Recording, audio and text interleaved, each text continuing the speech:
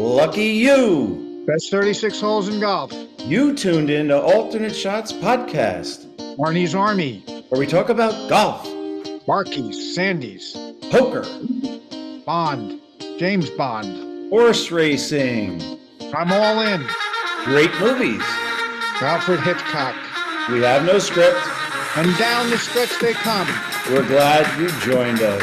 Frankly, my dear, I don't give a damn. Whoop, let's start again. Well, Billy, we're back at it again, and this time we're back at it at the Belmont. Oh, it's not the Belmont in New York City. It's the Belmont where? Saratoga Springs.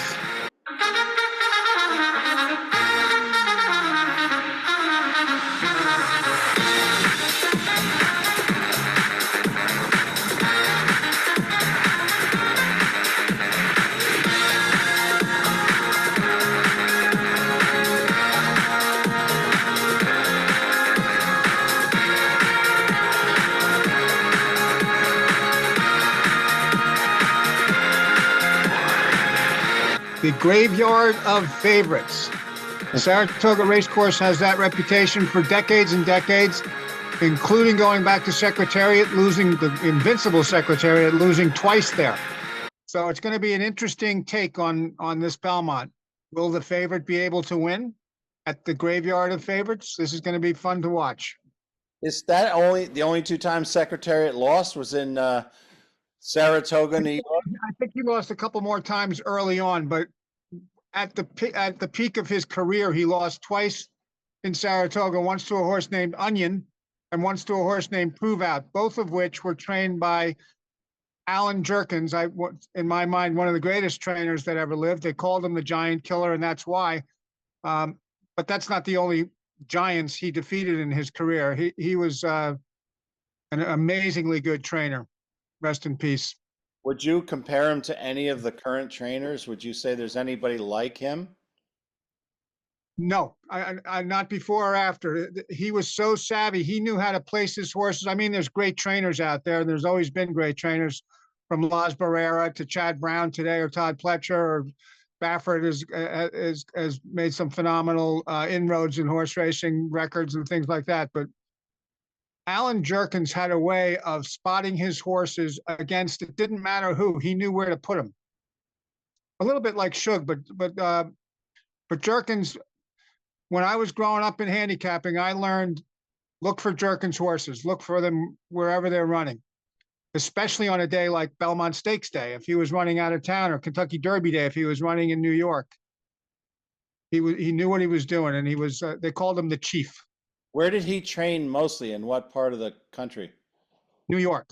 New York. Because I noticed Yep. that in this particular, and we're going to get into the contenders, for those of you who know how we do things, we don't really have a script, but we're going to gravitate to each of the contenders pretty shortly and get the advice of somebody who's been handicapping horses for 50 years, and that's not me. So you get to guess who that is. That's Billy. But before we do this, I want to get something off my chest, and I want to yell at you because I can't yell at NBC. Is it going to be hard to find the channel for the Belmont Stakes like it was to watch the Canadian Open and the U.S. Women's Open this weekend? They making it so hard for us folks, and oh, you got to get off this channel, another, and what they mean is you got to stop streaming on this app, go to this other app. Oh, I don't have access to that, and I'm in the middle of a putt, and I don't know if this guy or gal made the putt. Is it confusing to you? NYRA has, in conjunction with the networks, has made things very confusing. NYRA on a normal day, you can find on Fox Sports 1, but then halfway through the card, it goes to Fox Sports 2, and then it goes back to Fox Sports 1, and it's ridiculous. If you have something like TVG streams this stuff on the computer, but on like the Belmont, they won't be allowed to air it on their TV channel except to rerun it. Yeah, so you can't watch, like normally you'd be able to watch live races from TVG. Well, you know, for years I've been wondering about this. Back when OTB was in New York, they were not allowed to broadcast the races from the track, which I never understood. The track, in its simple-mindedness, thought that would, if they broadcast from OTB, nobody will go to the track. So what are they losing if that happens? A couple of hot dog sales? The fact is, you want the people to bet. So if I'm running horse racing, I want my track on every radio station, on every TV station 24/7. I don't want the people to be able to escape it. But that's not how it works. They make deals with networks that are so big that they're confine them, and NBC is going to want to do what, they're going to put an hour and a half between the two races so they can do all their tricks and stuff like that. And God bless them. But for the horse player, unnecessary. So who garners the most in person? Is it the Derby, the Preakness, or the Belmont? In person, I would guess it's the Derby, but I think Belmont also draws a big crowd because they have a bigger track. Not this year. The capacity at I've been to Belmont Stakes in New York with 80 or 90,000 people present. That's a lot. I know you can't fit that many at Saratoga. There's more than 100,000 at the Derby, maybe 100 and couple. Yeah. So that's a big number. But there's millions of people watching these races, and if the Derby would draw the most eyeballs of all horse racing. Yeah. Sierra Leone in the Derby did not do what the trainer instructed him to do. That's what I heard is the reason why he's not on the horse at the Belmont. And so you talk about the importance of the trainer, and you listed a whole bunch of them. They're all going to be pretty similar. They're going to give instructions. No, they're going to give the instructions to the jockey and to the best. Yeah, that's always going to be true. But a batting coach is going to give the hitter instructions too. But then the pitch comes and everything gets screwed up. So you could tell your jockey to get on the lead and he breaks poorly. He's got to make a trip. So you need the expertise of the jockey on top of the expertise of the trainer. So the trainer trains the horse to come from behind, say, and then the jockey runs him too fast. That's pilot error. He's going to get fired. But sometimes it's not the jockey's fault. Well, I still like Pratt, and I think he's the mount on Sierra Leone. We can talk about that. So the other thing that I learned is, okay, so the Belmont is under construction. Let's hope it's only one Belmont Stakes. Let's hope it doesn't. It's unlikely. It's probably going to be probably two, I would guess. But yeah. So now we got it in Saratoga, and it's a problem. Belmont Stakes is the longest race, a mile and a half, correct? Yeah, the Belmont racetrack is a mile and a half in circumference. Saratoga is only a mile and an eighth. And you can stretch Saratoga to a mile and a quarter by moving it up the stretch a little bit. So they run past the finish line on their way around the first time. But from finish line to finish line, from start line to finish line, it's a mile and an eighth is the total circumference of the track. Right. They can't find a mile and a half there.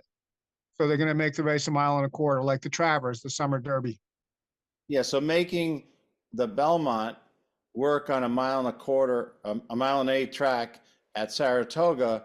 If they wanted to do it a mile and a half, they could. They'd have to start the horses further back, but that's so many turns, and it doesn't make sense. Right, you'd have to start them on a turn, basically, so which would really even make it worse.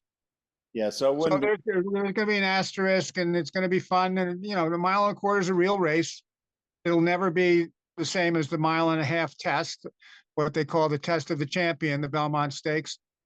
They'll still call it that, but it's not the same test when you're giving them a quarter of a mile rest, less to run. Put those of us who've never been to the Belmont Stakes in New York City at Belmont racetrack. In the seats of Saratoga. You've been to both venues. Give us a sense for what that looks like on race day, and this is going to be well into the card. But in the old days, there was 9 races, big day or small day. There was 9 races in New York. The Belmont was the 8th race. And I went to, I can't tell you how many, 25 of them probably in my life, maybe more. And I've seen all kinds of things. There was Woody Stevens, another great trainer from the olden days, won the Belmont Stakes 5 times in a row, 5 consecutive Belmont Stakes. That's like Joe DiMaggio's hitting streak. No one's ever going to do that again. And he did it with all kinds of different horses, including a horse named Conquistador Cielo, who won the Met Mile on Memorial Day Monday, and then ran back 4 days later on the Belmont Stakes and won that. No one's ever going to do that. You can't do that anymore anyway because the Met Mile's now on the same day as the Belmont. Horse racing, like baseball or any other sport, has its ups and its downs, and it has these streaks and some flukes, some upsets, and some incredibly consistent runners and trainers and experts at the job, great jockeys. It all comes to the front in these big races, these Triple Crown races and the Breeders' Cup races. Everybody wants to win. In doing my homework, I'm more excited about this race. Now, you got to get excited about the Derby because it's the first big race Yeah. of the Crown. It's not the first big race of the year. There's other big races, as you know all too well. But this is a new excitement, thinking about the elation, using a word, or the just the great build up to this race. I think what's cool about this race in 2024, there's so many variables now that the trainers and the jockeys have to deal with. Number one, a new venue. Number two, New distance. new distance. Number three, new horses. Number four, horses that are tired. So Yeah. you have Seize the Gray and Mystic Dan, who ran a lot in the last 5 weeks. Yeah. And they ran their hearts out. So that has to be factored in. Are they going to? That's why they call the race the test of the champion, because to win the Triple Crown, you need to have won the Derby and won the Preakness, and 2 weeks apart from each other. And then 3 weeks later, go the mile and a half, grueling mile and a half distance. It's not supposed to be easy, and it's not easy. That's why there are so few Triple Crown winners. Well, that's great if you're Justify or your Seattle Slew or Secretariat or one of these horses that you would have said, I smell, with your horse sense, I sense there might be a Triple Crown winner in those years. You said in the Derby episode, I don't see a Triple Crown winner this year. No. So that said, I mean, Mystic Dan won by what, a flaring nostril? And Yep. The reason some people attribute that is that Sierra Leone was bumping with Forever Young coming down the stretch, and that had to take a nostril at least out of the guy's stride. Happens all the time in racing, though. Racing luck is unpredictable, but extraordinarily meaningful in a given race. A bad trip can. Good handicappers will go back, and now in today's day and age, you can go back and watch replays of these things, and you can see a troubled trip and decide, if he didn't have a troubled trip, he would have won that race. Maybe he wins the next race without a troubled trip. So clearly, that's what Chad Brown is hoping will happen with Sierra Leone. But again, like you said, the variable of Saratoga it's a real variable. There's an old adage, horses for courses, and there's some horses that love certain tracks. They run well at those tracks. And Saratoga, in my opinion, is one of those tracks. If you win there, you can win again there. And very often over the years, over the past 50 years, I'd find a horse that had already won once at Saratoga in the season running back. Very good chance he's going to win again because for whatever reason, he likes his surroundings. It's maybe the same as a golf course. You play better on one that you like than one that you don't. So Saratoga is a horses for courses track. It doesn't mean if you've never won there that you can't win, but it means if you have won there, there's a very good chance that you like that track and you could repeat. No, there's a few of them that have run there, but never at this distance and as 2-year-olds. And have they So won? none of them has run as 3-year-olds up there. No 3-year-olds have run at Saratoga yet this year because they haven't been open yet. So these horses are now just 3 this year. They've won at 6.5 furlongs or 7 furlongs or 6 furlongs. It adds a variable. Yes, they like the track, but do they like the distance? That's the new rub. So Do you it's attribute going to be an extremely interesting handicapping wise, this horse race. do you attribute the horses for courses with trainers for courses? So is there a trainer out of these trainers of these 10 horses? And I see Todd Pletcher has 3 horses. Yeah. Is there a trainer more fit to Saratoga this year than other trainers? No, they're pretty much the same. Chad Brown wins the training title up there a lot, or Pletcher, and they win it in both up there and down here. Linda Rice trains well. So no, but a good trainer will recognize one of their horses might like the track, and you have to attribute some know-how to the trainer's ability to figure that out. But basically, the best trainers can deal with this. Baffert doesn't train here; he comes in from California, but he comes in with loaded dice all the time, so he can win too. So it's not so much the trainer for the course as it is the horse for the course. I think Antiquarian is a first, as well as Mindframe. I don't recall either of those horses running in the Derby or the Preakness. No, they didn't. Mindframe's only run twice, and both have been very good. So we'll see. But I don't know if you remember, we thought Scotland was one of those in the Derby. Could be any kind, but he didn't show up for the Derby. So I don't know. Mindframe will get some money, and he could easily win. He could run off and hide. He might be that good, but we don't know yet. This is only his third race. And Pletcher has two others in there, and there's another adage, the other Pletcher. Don't bet Pletcher leaving a stretcher, but very often the other Pletcher wins. In this case, which of the other Pletchers, we don't know yet. I'm leaning a little towards Antiquarian. I think he's got a good running style for this race, but this is a mystery. And I think the favorite in this race might be only 3-1, might be that high. Yeah. Does that mean that you see this race could be won by just about anybody in this field? There's never a dud at Saratoga because, again, it's the graveyard of favorites. So unbelievable things happen. There was a horse named Willow Hour who won the Travers years ago at some phenomenal odds. I was fortunate enough to have him in the race because he had won at Saratoga before.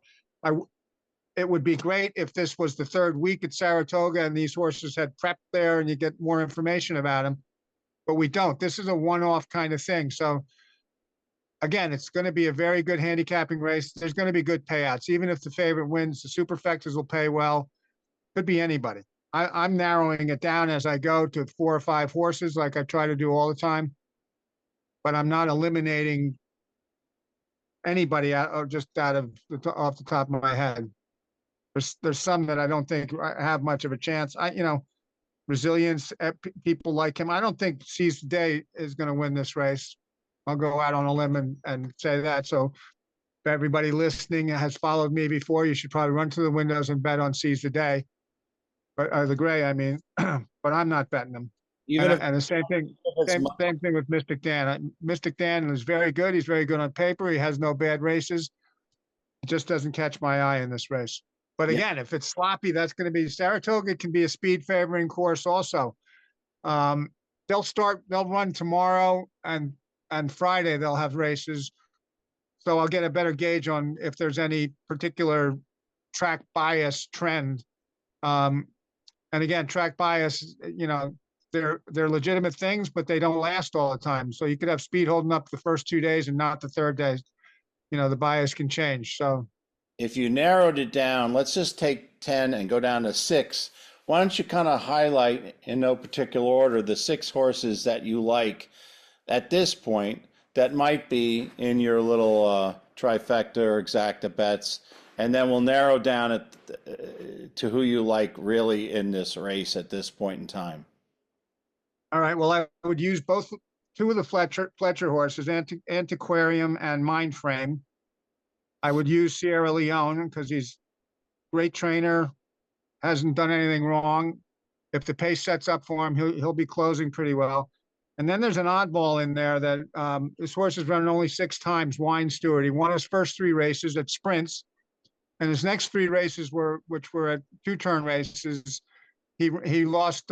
He ran second all 3 times, but just missing. So again, he's an interesting look. Wine Stewart. He's trained by Mike Maker, who's a very competent trainer. He's taking a shot. A lot of these guys are taking a shot. Oftentimes we assume these guys know what they're doing the whole way, but everybody does. So if one trainer thinks his horse is the best and another trainer thinks his horse is the best, they're taking a shot. I'd have to keep Mystic Dan in there because he might pick up some pieces at the end of the day. And there's always been talk about resilience. I don't see it, but I'll look at him. And then there's Dornock, who was supposed to perform better in the Bluegrass Stakes, I think it was, and didn't take. So maybe he's back to what people thought he was going to be. Be interesting. But there seems to be enough speed to set it up for a stretch runner. But sometimes when there's a lot of speed, the speed of the speed ends up winning because the other horses don't want to run themselves out, so they try and get a little bit cagier and save the speed, and one of them gets away. So that might be antiquarian, might be wine steward. I don't know. I'm going to have to look at this. And what's great about this card is that there's a lot of stakes races. There's, I think, 6 or 7 stakes races. There might be 6 straight stake races, including the Met Mile, which is always a great race. And there's some horses in there. So my day is I'm going to take Saratoga's theme, the graveyard of favorites, and hope that it lives up to that and try and beat the favorites in every one of those races.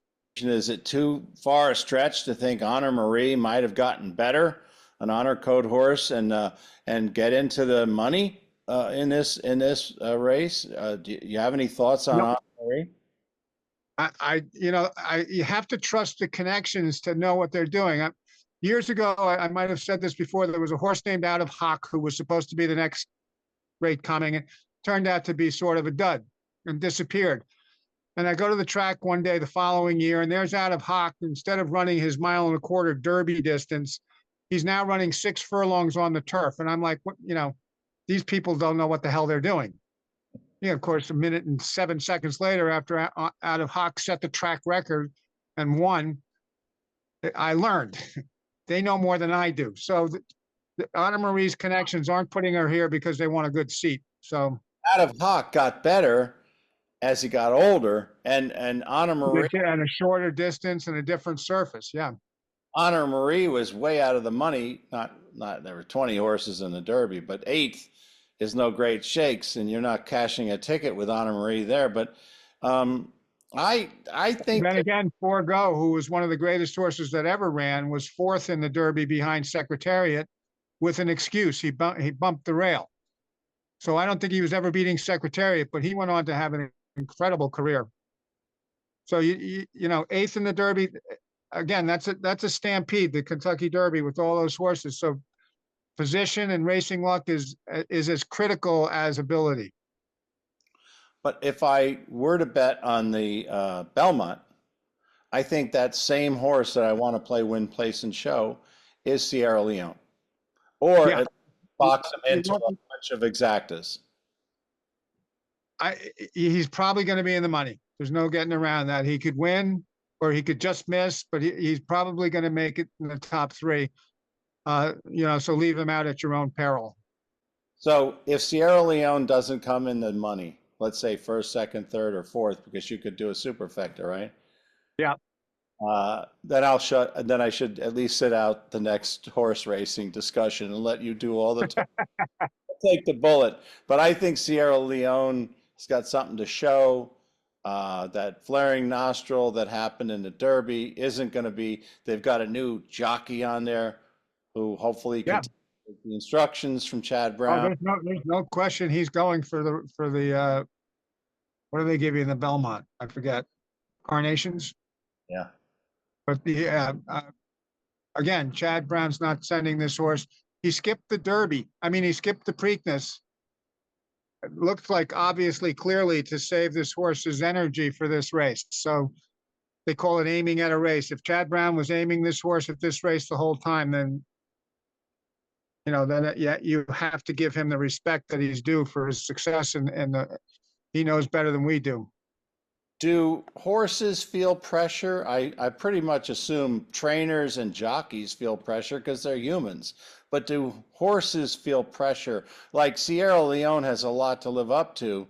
Does that horse feel any pressure, or am I just making that up? I don't know if it's pressure, but some of them are more competitive than others. Some of them like to run with their social. Yeah. So there are horses that will keep running second because they just don't want to pass the guy they're running with. They're just, this isn't this fun. There's other horses that, when Forgo, who I mentioned before, was retired, they brought him out to lead the post parade of the Belmont Stakes one year. And when they blew that bugle for the riders up and Forgo was in the paddock, his ears went, he jumped. He was like, let's go. So that horse wanted to get out and race, even though he wasn't in the race. So that exists in the great horses. And I'm sure that all these horses know they're professionals. I don't know if they feel pressure as much as they feel competition. Okay, so that's something. They do feel something, but the jockey, this Pratt, who's been pulled in, there's got to, and they all want to win. The jockeys get more money if they win. And they get it in there. It's like winning a major in golf. You want it on your resume. I got a Belmont Stakes. I got a Kentucky Derby. Trainers and jockeys both want those on their resume. And Wayne Lucas, who has abundance of them at age 88, is still, he just picked up another one. He's 15th or something, Triple Crown win.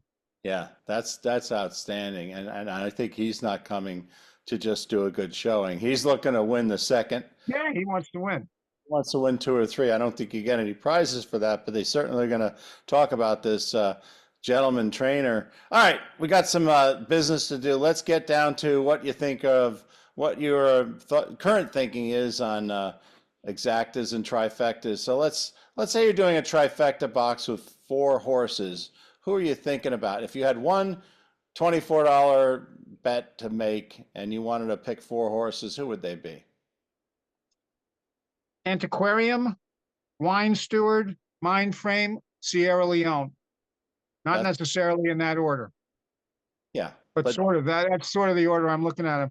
But there's an interesting aspect to this day. There's so many stakes races in a row that I'm going to probably focus on some of the horizontal bets, which are the pick 4s and pick 5s, which means the winner of the 8th, 9th, 10th, 11th, and 12th, and things like that. So there's a couple of horses. The 8th race, I like a horse named Bookham Dano, and the 10th, I like a horse named Post Time. And the 11th, Charles Appleby, who's a European trainer and a very successful one, has a couple of horses running against Chad Brown's couple of horses. So that's going to be a very good race. Measured Time and Nation's Pride and Program Training are the 3 in that race in the 11th for me. so what I'm learning is this is not a one race day for sophisticated handicappers like yourself. This is No, a busy day. You're not going to be playing golf from 1 o'clock until 7 o'clock on no. on Saturday when the Belmont goes off. Up in Well, Saratoga, you're going to be the really eight, busy. yeah, I'll be good until the first races are probably good races. I haven't really looked at them, but the real running starts, and I think the 8th race of 14. So that'd be 2:30, 3 o'clock in the afternoon, something like that. I'll be glued to my computer. Any other parting thoughts on the Belmont in Saratoga? These couple of these new contenders, a couple of the tired contenders, the trainers. You got a jockey change. All this has got to factor in. Yeah, and it's great for the town. So the town's going to be hopping for it. It's like almost like a practice run for their normal season, which starts in July, where they run for like 6 weeks, I guess now, or maybe it's more. Used to be 4 weeks. And it's a boom for the town. The parking, they get paid parking all over the place. The restaurants boom. I think when I lived up there back in the late 70s, there were 131 bars in Saratoga. There's probably still that many, and they'll all be hopping over the next few days. So that's good for Saratoga. It's good for racing. This will be good. It's a historical track. They're picking up the pieces that needed to be picked up because of the renovation going on at Belmont. It won't be the same as the normal Belmont Stakes, but it'll be a great day of racing. A great 4 days of racing, actually. Yeah, it should be great. And Saratoga Springs. I know one of our friends is going to be beaming, and I hope he's up there. I hope he's up there. Steve Boucher, who we did a podcast with, his Yeah. favorite places in the world are Saratoga and Jupiter, and let's hope he's up in Saratoga for the Belmont. Part of the history of Saratoga Racecourse is the local newspaper, the Saratogian, has a feature in it called the Pink Sheets, which it's printed in pink, and it's 130 years old this year. Like tip sheets and how-tos, how to bets, the inside skinny of Saratoga racetrack is still going, from what I understand. The Pink Sheets, a very historical piece of information about Saratoga. That's over your back, right? The pink sheet's over your right shoulder. Yeah, the Pink Sheets. Bring that up. So what do you get in a pink sheet? You get, entries, tips, sports writers' takes on this, history, This is how to bet. the guy in the beginning of Let It Ride selling the sheet. Yeah, it's a tip sheet. Yeah. A stout sheet. And, I don't want Richard Kuiper's going for 195 times 40 better than him. And then the guy's like, it's not a lot of money. He doesn't make a lot of money. Do I have to dig up a clip from Let It Ride? Maybe I'll throw a clip in here from Let It Ride because we love that movie. And if you've not seen Let It Ride, after this podcast, go rent it and watch it. You'll have 1,000,001 laughs. Comes the champ. I mean it. You are the champ. Believe me, you got more guts than you got sense. I love it. So what do you want? I don't know. It's a house rule. You have to give me a number. I'll be right back. I believe you will. Excuse me, I'm taking a survey. Who do you like? I like the 2-horse. It's got front wraps. I always bet a horse with front wraps. Excuse me, I'm taking a survey. I'm telling you, go for your lungs. The big money on the 4-horse. He's the only closer. I mean, real money. Who do you like? I like the 6. That's the horse. That's it. Uh-huh. Why? I always bet on 5. Who do you like? Up yours. The number 1 horse. Thank you. I like the 4, number 4. 4. These other nags are high. They're so tired, they'll get to the 8th pole. They'll look like they're standing still at a bus stop. It's the best horse racing movie. I can't even think of another horse racing movie. There's Secretariat or Seabiscuit, and yeah. But nothing like Let It Ride. Let It Ride captures every aspect of from the bettor's point of view. It's just a nonstop great analogy. Degenerates, the bar across the street. Do you gamble? And she says, do you gamble every day? She says, why, of course. Your husband over there on an oxygen machine smoking cigarettes. Yeah. And it just makes no sense at all. The guy with the guard with the peripheral vision. Yeah, the guard. I can see I can see my own ears. I can see a gnat on my ear. Yeah, I can see my own ears. Yeah. Well, it's so good. And the ticket teller. I've seen a lot of guys, but you're the best. Well, let's wrap this up with what Richard might say on Saturday. What would his words be? I'm having a very good day. Say that again. I'm having a very good day. Why are you laughing? Well, at least we have a laugh to add at the end. That's what happened. Somebody changed my grip, and the next thing you know, I can't do the podcast anymore. I felt like I was in the first row of the first pew at church, right during the sermon. And your brother was poking my brother was making me laugh.